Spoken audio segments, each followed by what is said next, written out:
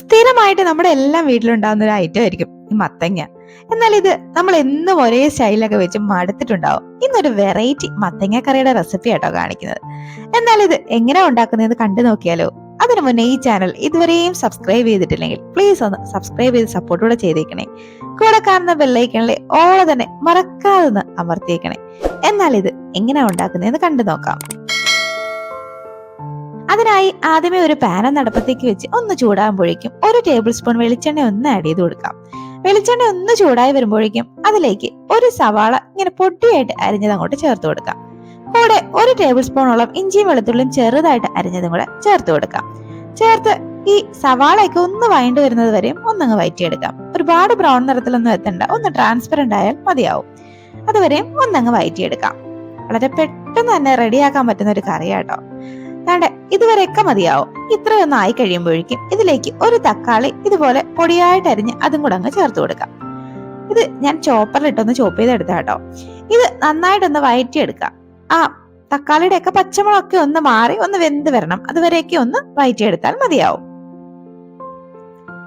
തക്കാളിയുടെ ഒക്കെ പച്ചമുളകൊക്കെ ഒന്ന് മാറി വന്നിട്ടുണ്ട്. ഈ സമയമാകുമ്പോഴേക്കും നമ്മൾ അരിഞ്ഞു മാറ്റി വെച്ചേക്കുന്ന നമ്മുടെ മത്തങ്ങയും കൂടെ അങ്ങോട്ട് ചേർത്ത് കൊടുക്കുക. ഇതുപോലെ നമ്മൾ സാമ്പാറിനൊക്കെ അരിയുന്ന ആ രീതിയിലൊന്ന് അരിഞ്ഞെടുത്താൽ മതിയാവും. ഇത് ഈ മസാലയിലിട്ട് ഒന്നങ്ങ് മിക്സ് ആക്കി എടുക്കാം. ചെറുതായിട്ടൊന്ന് വഴറ്റിയെടുക്കാം. ഇതിങ്ങനെ വഴറ്റിയെടുത്ത് ഒന്ന് ഉണ്ടാക്കുമ്പോഴേക്കും കറി കഴിക്കാൻ വേണ്ടിയിട്ട് നല്ലൊരു ടേസ്റ്റ് ആയിരിക്കും. പണ്ടൊക്കെ എൻ്റെ ഉമ്മ സാമ്പാറിലൊക്കെ ഇട്ട് മത്തങ്ങ വരുമ്പോ ഞാൻ ഇതങ്ങോട്ട് എടുത്ത് മാറ്റി വെക്കുമായിരുന്നു. ഇപ്പൊ സ്വന്തമായിട്ട് കുക്കിംഗ് ഒക്കെ തുടങ്ങിയതിന് ശേഷം ഇതൊന്നും ഞാൻ കളയാറില്ല. എല്ലാം ഇങ്ങനെ ഓരോ വെറൈറ്റി ഒക്കെ ഉണ്ടാക്കിയെടുക്കും. ഇത് ഇതുപോലെ ഒന്ന് മിക്സ് ആക്കിയതിനു ശേഷം ഇതിലൊരു 1/4 ടീസ്പൂൺ മഞ്ഞൾപ്പൊടിയും 1.5 ടീസ്പൂണോളം മല്ലിപ്പൊടിയും 1 ടീസ്പൂൺ മുളക് പൊടിയും ചേർത്ത് 1/2 ടീസ്പൂണൊക്കെ ഗരം മസാലയും കൂടെ ചേർത്ത് ഇതിന്റെ പച്ചമുളകൊക്കെ ഒന്ന് മാറുന്നവരെയും ആ മസാലയായിട്ട് ഒന്നങ്ങ് യോജിപ്പിച്ചെടുക്കാം.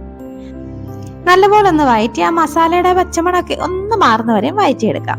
പെട്ടെന്ന് തന്നെ റെഡിയാക്കാൻ പറ്റും. എന്നാൽ എല്ലാവർക്കും ഇഷ്ടപ്പെടും കേട്ടോ. ഞാൻ നേരത്തെ പറഞ്ഞ പോലെ മത്തങ്ങയൊക്കെ മാറ്റി വെച്ചവർക്ക് പോലും ഇഷ്ടപ്പെടുന്ന ഒരു കറിയാട്ടോ ഇത്.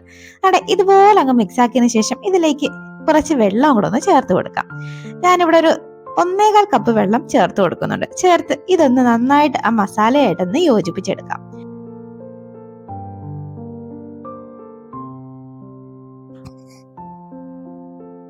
ഇപ്പൊ ഇതെല്ലാം ഒന്ന് നന്നായിട്ടൊന്ന് യോജിപ്പിച്ചിട്ടുണ്ട്. ഇനി ഇതിലേക്ക് നമ്മൾ ആവശ്യത്തിനുള്ള ഉപ്പും കൂടെ ഈ സമയം ഒന്ന് ചേർത്ത് കൊടുക്കാം.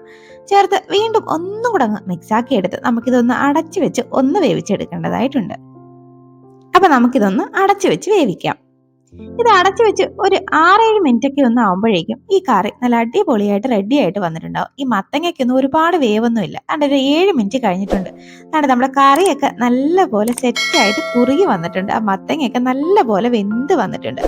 ഇടയ്ക്ക് കുറച്ച് കറിവേപ്പിലയും കൂടെ ഞാൻ ഇട്ട് കൊടുത്തിട്ടുണ്ട് കേട്ടോ. അത് കാണിക്കാൻ അങ്ങ് വിട്ടുപോയി. അപ്പം നല്ല ടേസ്റ്റി ആയിട്ടുള്ള നമ്മുടെ മത്തങ്ങ കറി ഇവിടെ റെഡി ആയിട്ടുണ്ട്. എല്ലാവരും ഒന്ന് ട്രൈ ചെയ്ത് നോക്കൂ.